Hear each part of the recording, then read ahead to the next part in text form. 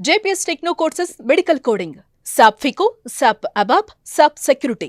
For contact. Same camera ముందున్న anchor అయినా అవ్వచ్చు, సీరియల్ ఆర్టిస్ట్ అయినా అవ్వచ్చు, యాక్టర్లు అయినా అవ్వచ్చు, మూవీ యాక్టర్లు అయినా అవ్వచ్చు, చిన్న చిన్న క్యారెక్టర్లు చేసుకుని ప్రతి ఒక్కరికి స్టాండర్డ్ ఇన్కమ్ అయితే లేదు. ప్రతిరోజు పెన్షన్ లేని జాబ్. పెన్షన్ ఏంటి ఉన్నప్పుడు జీతం పని చేస్తే జీతం అంతే. కూలీ యాక్చువల్ గా చెప్పాలంటే డైలీ కూలీ. కరెక్ట్ చెప్పారు. నేను చెప్తా అందరూ ఆహా అలా అంటారు. పనికి తగ్గట్టు కూలీ, ఒక్కొక్కళ్ళకి ఒక్కొక్క కూలీ ఇస్తారు. ఒక బిల్డింగ్ కడుతుంటే ఒక్కొక్కళ్ళకి ఒక రేంజ్ కూలీ ఉంటది కదా, సో అంతే కూలీ. సో మనము పరిగెడుతూనే ఉండాలి. మేమైతే వ్యూస్ కోసమో మా ఉనికిని చాటుకోవడానికి కెమెరా ముందున్న ప్రతి ఒక్కళ్ళు పరిగెడుతూనే ఉండాలి. అలుపు ఎప్పుడైనా వచ్చిందా మ్యామ్? ఎందుకు చూస్ చేసుకున్నాం ఈ లైఫ్? ఎందుకంటే నాకు ఊహ తెలిసి నేను చూస్ చేసుకోలేదు. నేను రోజుకు 100 సార్లు అనుకునేదాన్ని. ఇప్పుడు అది ఎప్పుడు పోద్ది అంటే మళ్ళీ ఇంకొక వీడియో పడి మళ్ళీ వ్యూస్ వచ్చినప్పుడు పోతుంది. ఎంత కష్టపడుతున్నా. సో అలా ఏం లేదు, నా చాయిస్ కాదు కదా. అంతే, నేను రావాలి డెస్టినీ. మా మమ్మీ చెప్పారు యాక్ట్ చేయాలని, అంతే. అమ్మ మాట వినడం అనేది ఒక అంతే. ఇప్పుడు ఎందుకు చేస్తున్నాం అంటే అది ఉద్యోగం కదా, ఇంత దూరం వచ్చి వెనకాల వెళ్తాం కదా. ఇది ఉద్యోగం అని ఎప్పుడు అందరు గ్రహిస్తే అప్పుడు మనకి రావడమే అసలు ఉద్యోగం. ఏ జాబ్ అయినా మధ్యలో ఆపేసి వెళ్ళిపోతారా? వెళ్ళరు కదా. యాక్టర్స్ మాత్రమే పెళ్లి చేసుకుని అది చేసుకుని ఇది చేసుకుని ఆపేసా ఉంటున్నారు. ఇంకా అలా కాదు, మనకి ఇది మెయిన్ వృత్తే దైవం. అది వచ్చినంత కాలం పని చేస్తూనే ఉంటాం. ఇది ఇప్పుడు ఆమని గారు, రమ్యకృష్ణ గారు అండ్ చాలా మంది హీరోయిన్స్ రీఎంట్రీ ఇస్తున్నారు. మధుబాల, రవళి గారు ఎప్పుడు ఇస్తారు. మంచి నాకు ఆశ, యాక్చువల్గా మా చెల్లి కంటే నాకు ఆశ, మా అమ్మకి ఆశ. సో తను చెయ్యాలి అని. కాకపోతే మా చెల్లి అంటది, నీకున్నంత నటపిచ్చి రాకలేదే అంట. అవునా? నీకు నా అప్పిచ్చి తగ్గలేదు అంటుంది నన్ను. ఎందుకంటే ఇంకా పరిగెత్తు, ఇంకా ఏదో చేసేయాలి, ఇంత రెడీ అయిపోతావు, అలా రెడీ అయిపోతావు, పరిగెత్తుతావు, ఇంకేం పట్టించుకోవు, డైటింగ్లు మధ్యలో డైటింగ్లు, నీ పిచ్చి నీకు నటపిచ్చి అమ్మ అంత లేదు నాకు అంటది. డైటింగ్ కూడా ఒక టైంలో చేశారు.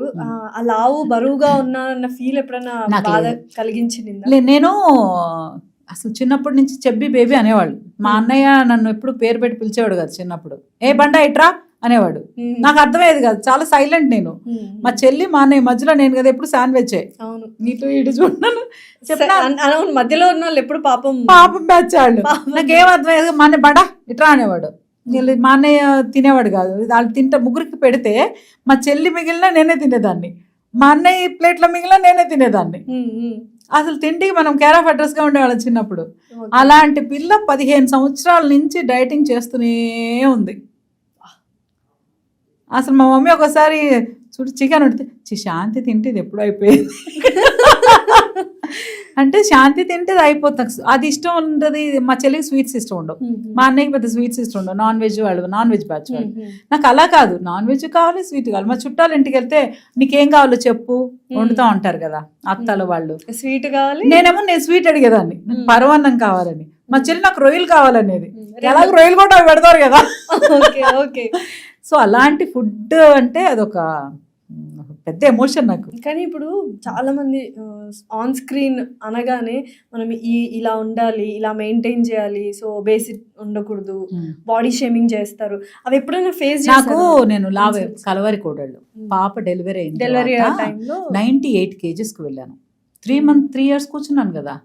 ఏం నైటీ వేసుకునేదాన్ని అంతే, చాప వేసేదాన్ని, మా అమ్మాయిని పడుకోబెట్టేదాన్ని, పాకుతూ ఉన్న ఆ పాకే దగ్గర నుంచి కూర్చునే దగ్గర నుంచి అలా పెట్టుకుని అలా కూర్చునేదాన్ని. దొరికి మధ్యలో ఏమన్నా డైట్ అంటే బాగా తినేసా నేను చెప్పలేదు, రిలాక్స్ అయిపోయా. ఇంకా మన క్లైమేట్ ఎక్కడో జీన్ అనుకుంటామా, బాడీ అంటే బిర్యానీ అంటేనే వచ్చేస్తుంది 1 kg. బిర్యానీ అని కూడా చెప్పకూడదు, పరమాన్నం అని చెప్పగానే ఒక 1/2 kg పెరుగుతుంది. అంటే నేను ఫీల్ అవుతాను అనమాట, నా సోల్ ఫీల్ అవుతుంది. బిర్యానీ హచ్చి పరమాన్నం అని చక్కెర పొంగల్. సో అలా లావయ్యాను కదా. పూజలకి వెళ్తాను, పూజలు పిలిస్తే తప్పకుండా మీరు కుర్చేస్తారు ఉండండి అనేవాళ్ళు. నేను చూసుకునేది వెనక కుర్చీ మీకేనండి ఉండండి, కింద కూర్చోలేదు. నేను కూర్చోగలనండి.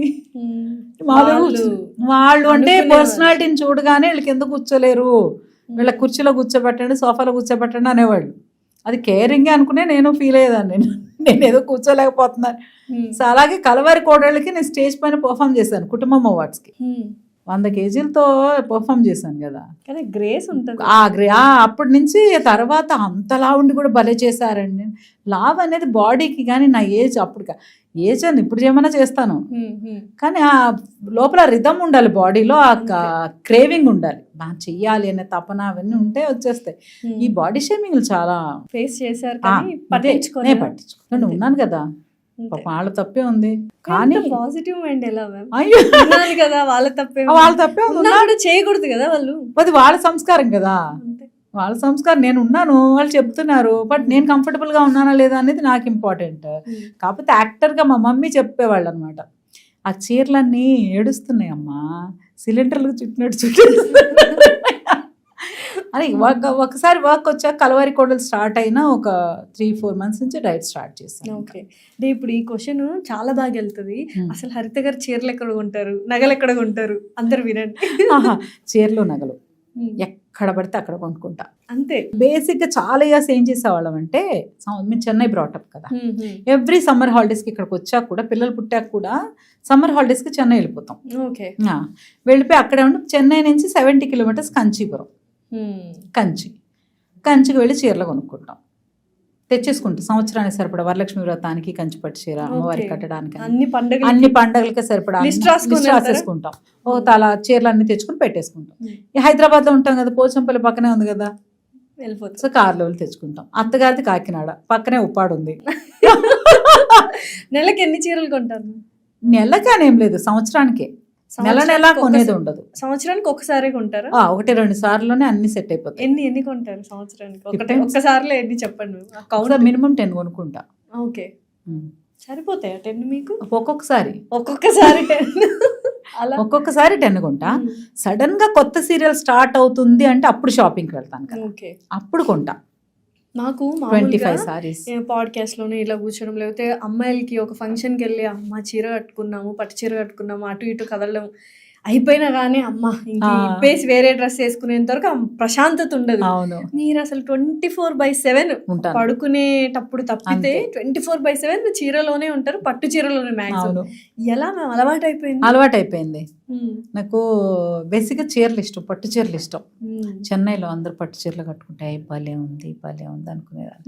తర్వాత రేఖా గారు చీరలు కడతారు కదా, పట్టు మెరిసిపోతా ఉంటది కంచి. ఆవిడంటే 2 చీరలు వేరే కలిపి కడతారట. భలే ఉన్నాయి చీరలు అనుకుంటా. తర్వాత కోరికలన్నీ ఒకేసారిగా పట్టు చీర, పూజలు, గుడికి వెళ్తే చీర అంటేనే అమ్మాయికి ఒక ఎమోషన్. అంతే, ఇంకా అదొక ఎమోషన్ నిజంగా. అదొక ఎంజాయ్ చేస్తే లివింగ్ ఎగ్జాంపుల్ నేనే. అసలు చీరలే కట్టేదాన్ని కదా. పాడ్కాస్ట్ స్టార్ట్ అయిన దగ్గర నుంచి ట్రై చేద్దాం అన్నప్పుడు హ్యాపీ, చీర కట్టుకున్నప్పుడు అదొక చేస్తే మీరు ఒక వెల్తీగా ఉంటది డెఫినెట్లీ. సో మొత్తానికి చీర అనేది అదొక కలవారి కోడళ్ళు. తర్వాత అప్పటి వరకు నేను పట్టు చీరలు అన్ని కట్టలేదు, అంటే ఉంటాయి పండగలు. సీరియల్స్ లో హీరోయిన్స్ కి ఏంటంటే పండగకి ఎప్పుడన్నా అది మిడిల్ క్లాస్ స్టోరీస్ ఉంటాయి కదా, సో అప్పటి వరకు మామూలు పండగకి, పెళ్లికి, గుడికి వెళ్ళినప్పుడు పట్టు చీరలు కథమన్నీ. నేను ఎప్పుడు raw silk, tussar silk, Bengali cotton, Hyderabad cotton ఈ చీరలే కట్టుకునేదాన్ని. సింథటిక్ సారీ నేను అసలు కట్టలేదు సీరియల్స్లో ఇంతవరకు. నాకు సూట్ అవ్వదని, అంత పెద్ద నాకు సూట్ అవ్వదు, నా పర్సనాలిటీకి అది డిమాండ్ చేయట్లేదు, దాన్ని క్యారీ చేయలేను. కానీ మొత్తానికి అసలు ఫ్యాన్ బేస్ అయితే మీకు, మీ చీరలకు, నగలకు చాలా మంది ఉన్నారు డెఫినెట్లీ. అందులో నేను ఒక దాన్ని. అండ్ మా కోసం ఇంత టైం ఇచ్చారు అండ్ చాలా విషయాలు చెప్పారు బోల్డ్ అని. ఇంకా చివరిగా ఒక క్వశ్చన్ మ్యామ్, ఏంటంటే చాలా బిజీగా ఉంటారు మీరు. ఇప్పుడు చాలా మంది చూస్తున్న ఆడియన్స్ మహిళలు మీదనగానే అలా ఆగిపోయి చూస్తారు డెఫినెట్లీ. సో అలాంటి వాళ్ళు వర్కింగ్ విమెన్ కూడా ఉంటారు. అవును. సో వాళ్ళకి ఏం చెప్తారు? స్ట్రెస్ ఉంటుంది కదా, మనకి మించి ఎవరు లేరు, మనం బాగుంటే చాలు. ఇప్పుడు మీరు నన్ను అప్రిషియేట్ చేయాల్సిన అవసరం లేదు. ఇప్పుడు నేను మా ఇంట్లో నేను వర్క్ చేస్తున్నానంటే నేను ఎవరి కోసం చేస్తున్నాను, మీకోసమే చేస్తున్నాను. వాళ్ళు అడిగారా అంటే చెప్పలేము. మన డ్యూటీగా తీసుకుని మనమే చేస్తున్నాం. వాళ్ళు మనల్ని ప్యాంపర్ చేయాలి, వీళ్ళు మనం మెచ్చుకోవాలి, లేకపోతే మనల్ని కొంతమంది హస్బెండ్స్ ఉంటారు షేర్ చేయరు వర్క్, ఇంట్లో షేర్ చేయరు. అది నాకు చాలా బాధ. తీసుకురామంటాను మా ఇంటికి ఒకసారి వాళ్ళని. మా ఆయన పెరిగిన వాతావరణం ఏంటంటే ప్రాపర్ ఆంధ్ర, అంటే ఈస్ట్, అక్కడ ఈస్ట్ వెస్ట్ లో మగాళ్ళు పెద్ద పని చేయరు, అవును హాల్ వరకే ఉంటారు వాళ్ళు. అవును డైనింగ్ హాల్ వరకు రావడానికి కూడా వాళ్ళు వెళ్ళి పిలవాలి, లేడీస్ వెళ్ళి భోజనం రెడీ అయింది రండి అంటే వస్తారు వాళ్ళు. అలాంటి చోట పెరిగొచ్చారు. కానీ నా పరిస్థితి ఇప్పుడు నేను వర్క్ చేస్తున్నాను కాబట్టి ఇద్దరం కలిసి చేస్తేనే లైఫ్ బాగుంటుంది, సపోర్ట్ ఒకరికొకరు. అలానే మా ఆయన పని ఎవరిని ఇప్పుడు మన ఇద్దరం కూర్చుంటే మా ఆయన కాఫీ పెట్టుకొచ్చేస్తారు, ఎందుకంటే నీ ఫ్రెండ్ కదా వచ్చింది, నువ్వెళ్ళి కిచెన్ లో కూర్చుంటే ఆవిడేం చేస్తుంది ఇక్కడ. ఐడియల్ హస్బెండ్ అంతే, చెక్ లిస్ట్ రాసుకోవాలి అందరూ ఇలానే ఉండాలి. సో అలాగా ఆ రెస్పెక్ట్ తోనే ఇప్పుడు స్ట్రెస్ వస్తుంది. సపోర్ట్ చేసేవాళ్ళు లేరు అనుకున్నప్పుడు సపోర్ట్ యువర్ సెల్ఫ్.